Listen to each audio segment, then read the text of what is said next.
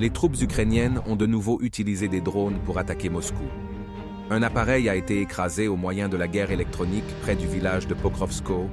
Un autre a été abattu par un équipage de défense aérienne au-dessus de la région d'Istra, où 2 personnes ont été blessées lors de la chute de débris.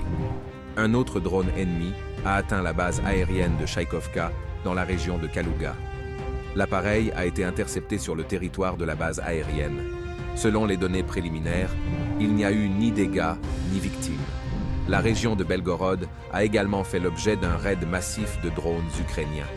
L'un des drones a largué des engins explosifs sur Novostroevka-Vtoraya. Tous les autres appareils ont été neutralisés par les équipes de défense aérienne. Dans le secteur de Kupiansk, de violents combats se poursuivent dans les environs de Sinkovka et à l'est. Malgré les déclarations de certaines sources sur la libération du village, une partie de la ville demeure sous contrôle ukrainien. Sur le flanc sud de Bakhmut, des groupes d'assaut ennemis ont tenté d'attaquer les positions russes près d'Andreevka.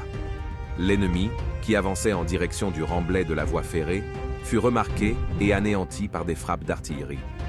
L'armée ukrainienne continue d'utiliser des armes à sous-munitions contre la population civile du Donbass.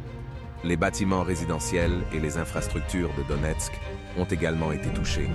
Une personne a été blessée.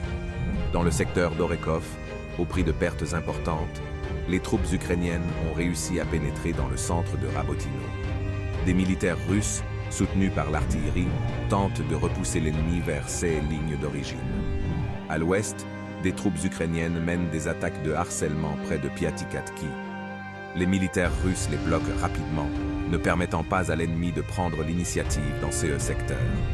En région de Kherson, les troupes russes travaillent à contrer les groupes de débarquement ukrainiens dans le liman du Dniepr. Dans le même temps, des frappes sont portées contre les dépôts de munitions et les points de tir ukrainiens sur l'autre rive.